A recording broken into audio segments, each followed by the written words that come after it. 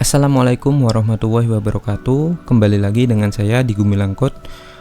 Kali ini kita akan melanjutkan seri tutorial Laravel dasar, yang dimana kemarin kita sudah belajar bagaimana caranya kita membuat controller ya. Dan di sini kita akan belajar bagaimana caranya kita mengambil sebuah data dari database melalui model.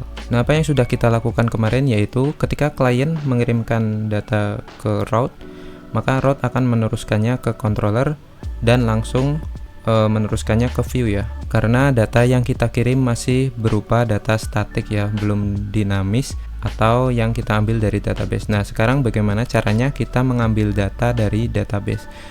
Yang perlu kita tahu, untuk mengambil data dari database kita bisa menggunakan yang namanya model.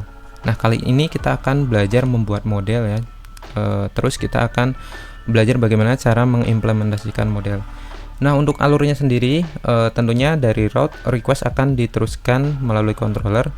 Maka sebelum controller meneruskannya ke dalam view, si controller tersebut akan meminta kepada model untuk mengambilkan data yang ada pada database. Nah, kemudian database mengirimkan data yang diinginkan melalui model dan model akan mengembalikan data tersebut ke controller. Nah, kemudian data yang diambil dari database tersebut akan diolah melalui controller.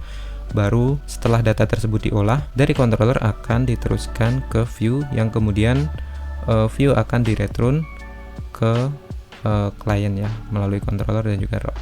Nah, sekarang kita langsung aja buka projectnya. Kalau teman-teman ingat, pada video sebelumnya kita pernah melakukan konfigurasi ya di bagian env, di mana kita sudah membuat sebuah database yang bernama Laravel dasar dan juga beberapa migration ya, yang dimana fungsi dari migration tersebut untuk membuat tabel-tabel yang akan kita isi pada database. Ada tabel user, kemudian yang kita bikin kemarin ada tabel kategori, dan tabel-tabel yang lain yang merupakan default dari Laravel. Nah, jika kita cek ya pada bagian database, kita akses dulu untuk database-nya yaitu localhost phpMadmin.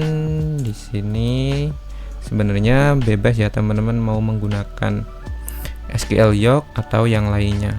Nah, pada database Laravel dasar ini kita sudah mempunyai tabel kategori ya. Nah, dimana tabel kategori ini sudah terisi satu data berupa makanan ya untuk name-nya, dan kita buat data ini melalui seeder. Nah, sekarang kita akan coba ambil si data dengan nama makanan ini melalui model. Sekarang silahkan teman-teman buka terlebih dahulu untuk terminalnya ya. Di sini kita akan mencoba sebuah model yang bernama kategori. Untuk cara membuat modelnya sendiri, kita bisa menggunakan perintah artisan sebagai berikut. Jadi teman-teman silahkan ketikkan aja php artisan make model, kemudian tentukan si nama modelnya. Nah, kita akan buat namanya kategori seperti ini ya. Nah, ternyata model already exist. Oh ya, sebelumnya kita sudah pernah membuat model tersebut ya, saat kita ingin melakukan seeder terhadap kategori seeder ya. Di sini kita memanggil model kategori ya. Jadi kita sudah pernah membuat si model kategori ini. Nah, untuk model kategori ini kita bisa akses di app kemudian model ya. Dan di sana terdapat kategori model. Apa saja yang kita perlu konfigurasi dari si model kategori ini? Kalau kita lihat pada bagian user.php atau bagian model user ya, di sini terdapat protected $variable yang dimana di dalamnya berisi nama-nama kolom yang kita simpan pada bagian database. Nah, sebenarnya kalau kita menggunakan variable ini, kita perlu menentukan masing-masing kolom yang terdapat pada database ya, seperti nama, email, dan juga password.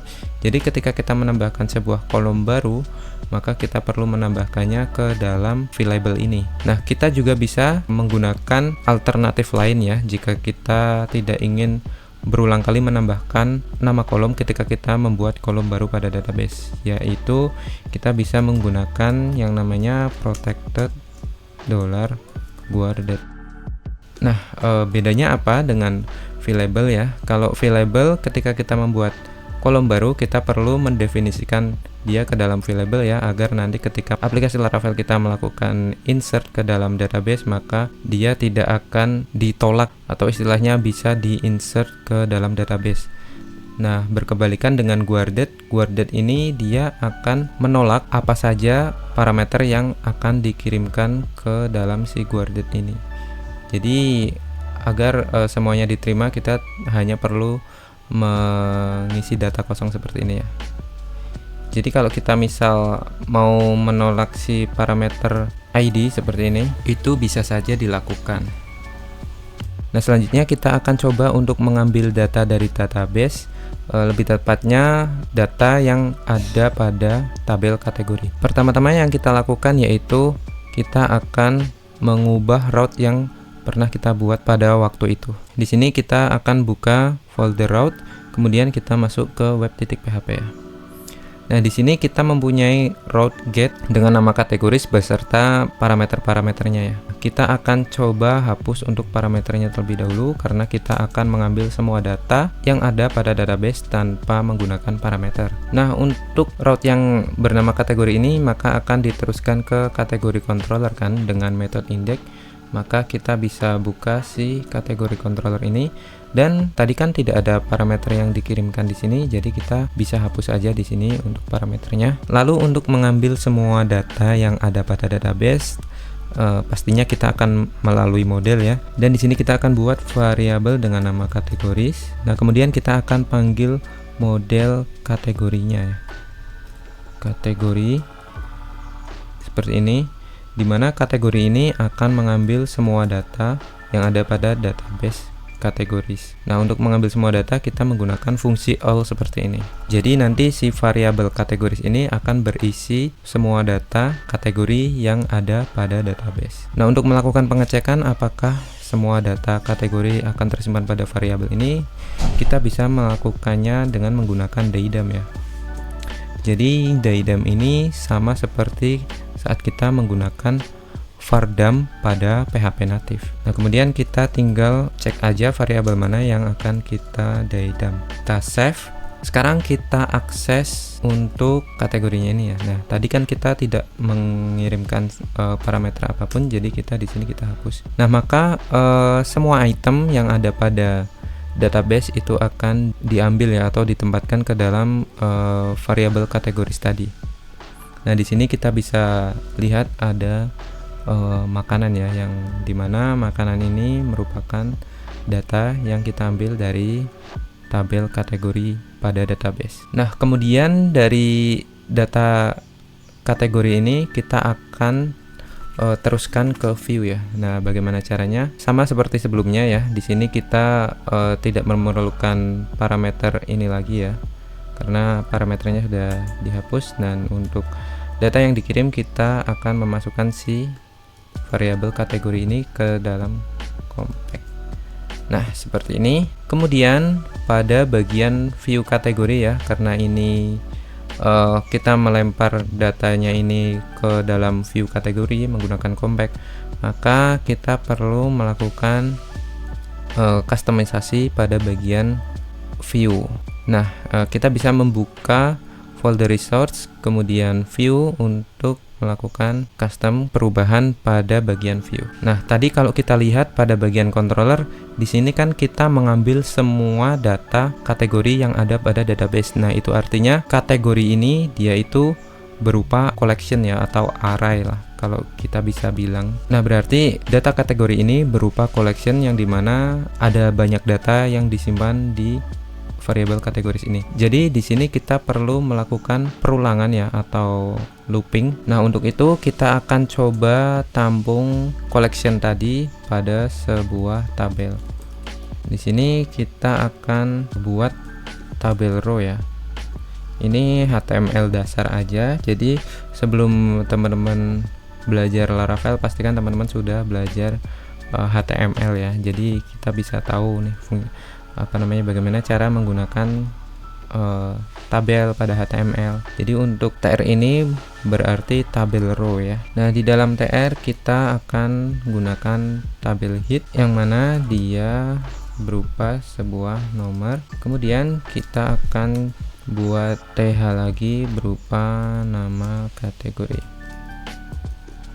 Oke, kita buat dua kolom ini aja. Kemudian pada bagian TD nya kita akan for each ya, for each. Nah, di bagian collection ini kita gunakan variabel kategoris tadi.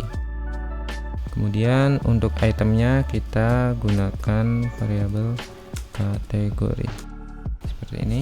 Barulah di dalam for each kita tentukan TR baru, kemudian TD, yang dimana TD yang pertama itu merupakan number ya, atau nomornya, nomor urutnya. Nah, untuk menentukan nomor urut pada for each Laravel, nah si Laravel ini sudah menyediakan yang namanya $loop iteration. Nah, $loop iteration ini digunakan untuk mengambil iterasi ya, atau mengambil nomor sesuai dengan putaran loopnya gitu. Jadi misal ini diputar yang pertama, dia akan melakukan echo angka 1 gitu ya, sesuai dengan putarannya. Kemudian untuk TD nya kita bisa cetak ya si nama kategori. Jadi di sini kita tinggal echo si nama dari kategori tersebut.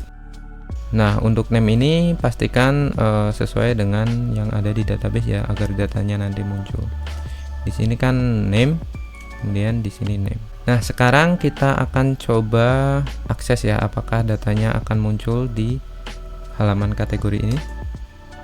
Nah, ternyata di sini muncul ya untuk nomor 1 yaitu makanan ya, sesuai dengan yang ada pada database.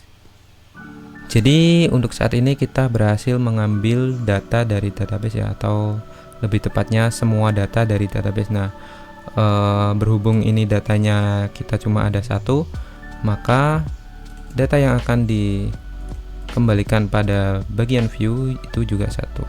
Nah, mungkin untuk materi mengenai model ini kita cukupkan sampai di sini. Selanjutnya kita akan belajar mengenai CRUD pada Laravel. Sampai jumpa di video selanjutnya. Terima kasih.